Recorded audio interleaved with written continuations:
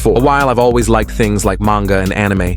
They have been an influence on me and others. This caused my imagination to go wild, and I started to think, what if I made my own? Today, I'm talking about the novel I started. It is called Izanagi, and in this video, I'm going to give you just the basics of the story and its premise to see if you think it would be good. But before that, I'm going to talk about the place I got inspiration for this story. First, Beserk. We all know what Beserk is. It's the highest rated manga and one of the darkest stories you will ever read. Beserk is known for its violence, intense plot twists, and its graphic content. But it is also known for one more thing. That thing is something that extremely interests me, and that is its emotional depth. The story of Beserk has emotions running through it. Whether that is connections or hatred, Kentaro Miura is able to write these in amazing ways. For example, Guts' connection to his sword. At first it just seems like a comically large weapon, but once we learn Guts' backstory, it changes to be something of emotional significance, value, and a show of how his experiences affected him. I'll try to explain it quickly. Guts was adopted and made to be a mercenary as a child. This is where he is given a sword not suited to his size and is made to use it. His adoptive father didn't even care enough to get him a proper one. He only valued strength, so that is what Guts uses to value himself, by fighting with the sword and eventually coming used to fighting with an oversized sword. After his father decided to sell his innocence, Guts decided that he has to keep his sword around him at all times, or something bad would happen. This is why he always has it nearby. So now a weapon that just seemed to be something cool became something that shows his character and how he thinks of himself. I know there are probably other examples I could use, but they either have extremely graphic panels, or I'm just bad at explaining things. I'm just trying to show that he can write emotional scenes. And I think part of this is because that Miura writes partially based on his own experiences. Going back to his sword, like how Guts values himself through his sword skills, Miura values himself through his writing. Another example is the Band of the Hawks. They are based off of people from his real life. This is something that I believe makes his writing better, and is something I noticed I've done subconsciously. And when I look back on my writing, I see how my memories and thoughts about stuff at that time affected it. Another thing that inspired me is this fuck-ass TikToker. His name is Cameron, and he is making his own story. Pretty sure it's called Man of 10,000 Things, but I might have misremembered. Cameron is different to a lot of people making stories. He is clear about what he is doing differently, and actually takes the time to explain why some takes are illogical. Like people complaining why it takes over 6 months, which I also believe is fucking crazy. If you believe writing and drawing a graphic novel in 6 months is something viable, then you are extremely disconnected from the process. How this TikToker inspired me is actually with his more logical approach, like with biology, and how he also has dark themes. The final piece of inspiration is Hunter x Hunter. In my mind, the biggest two. Hunter x Hunter is one of the most amazing stories ever. I've already made several shorts about it which you can watch, and I don't want to repeat myself. But I just want to say one thing, how he can write multiple perspectives at the same time. Take the York New City arc, for example. Clearly there are many other things that inspired me, but that would make the video too long. So now I'm going to be talking about the premise of my story. The story contains 4 main characters with different goals. Each one of them overlaps in some way, either through their friendships or how the goals themselves connect to each other. This makes the plot of the story seem like it is going to be simple, but let me just say, this story is complex and has several obstacles in the way of their goals. Not just direct ones, but things that they also get sucked into. For example, in Arc 2, there's the entire plot they are dragged into just for being at a certain place. But these obstacles get larger to be things like wars, villain organizations, and more. How the story is structured is also very different since there are 4 main characters. The arcs, for example, are different in the fact that some of them include all 4, while others include only 1 or 2. In addition, they all aren't introduced in the same arc. I did this since I just think it would just make the writing extremely more complex than it needs to be, and it would involve me having to manage screen time even more harder. Trust me, when you start adding characters, it's easy to forget some ones, even important ones. So in this video, to allow you to understand the plot, I might as well talk about 2 of the characters, Kuro and Ansai. Kuro is the first of the main characters to be introduced, while Ansai is the 4th and is introduced in Arc 2. Kuro's goal is to become the strongest and to prove that strength he plans to beat the world's strongest beast. Throughout the story, we follow him as he slowly becomes more skilled through fights, moreover find out why he wants and believes he needs to become the strongest. While with Ansai, his goal is to kill all of the members of a gang called Uzumaki. Similar to Kurapika, he does this as revenge for his village being killed. Through the story as we go with him, he ends up finding out more about the gang and finding out that they weren't the only ones involved. In basic terms, someone paid them to do this, so now he wants to find and kill the persons who did that. Both already have some good plots on their own. This is where I'm going to go into more spoiler territory.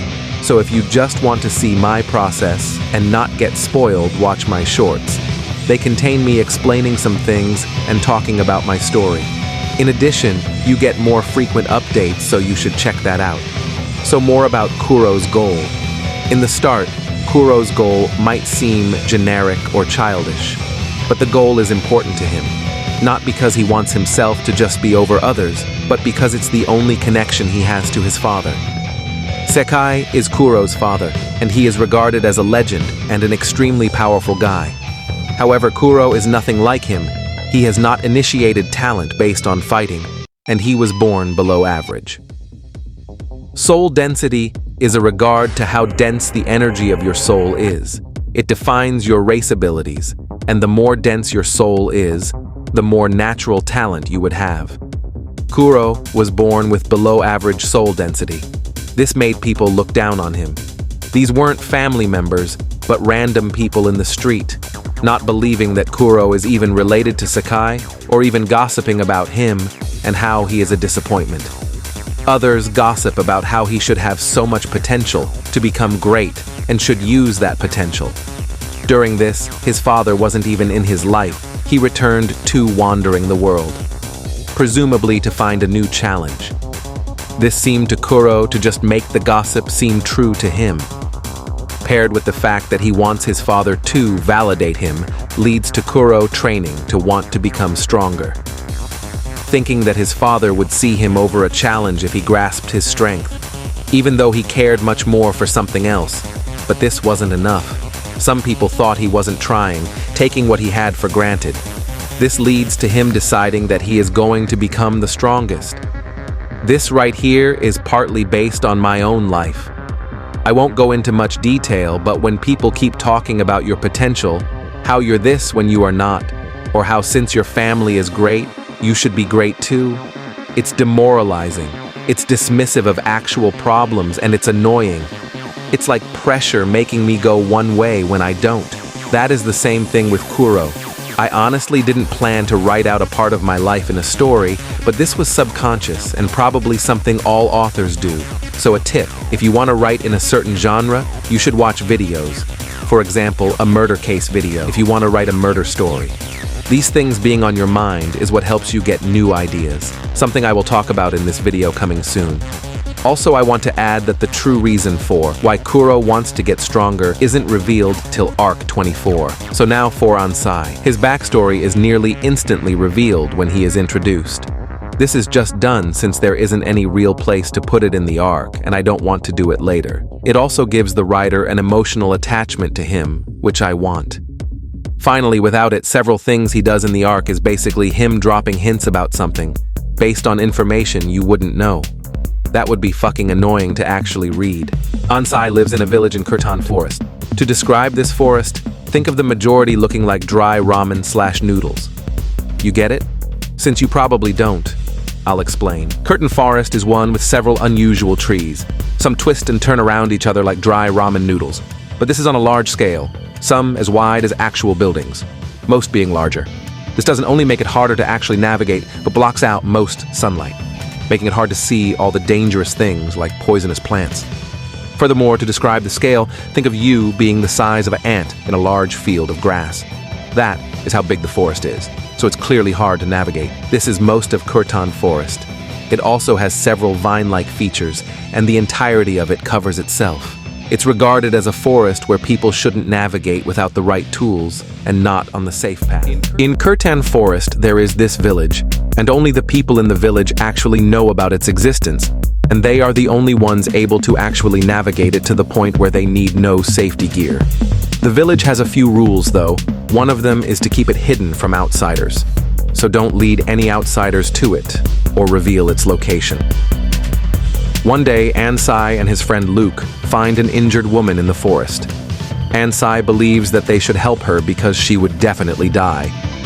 But Luke upholds the beliefs of the village and tells Ansai it's her fault anyways. After a while of pestering, he does convince Luke to help her. During the time they help her, she ends up finding out the location of their village and also revealing her name, Kato Hendricks. This will be important for later. When they help her leave, she gives them a novel about an adventurer as a thanks. This causes both of them to become interested in going across the world. 3 days later, they are going back to the village after reenacting part of the story. They see light, and it is fire. The village is being destroyed right before their eyes. Explosions go off in the area, a widespread barrage. Gunshots are heard and so are screams. Both of them end up getting hit by stray bullets, leading to them losing consciousness. When both of them wake up, Ansai is shocked, still trying to comprehend the destruction, while Luke, on the other hand, sees this and blames Kato due to the fact she is the only other person who knows the location. Luke then goes on to crash out at Ansai as he blames him for even wanting to help her in the first place. These words are the ones that end up shaping his mentality for the future, turning him unsympathetic. And what happened to Luke? Let's just say he fell down the stairs. This experience defines his character and also explains his actions, from being antisocial and a self-serving individual with one goal, an extremely destructive one, similar to Guts. If you want to find out more things about the story, then you should watch the shorts. Genuinely, they have more collective information than this video and don't have any spoilers.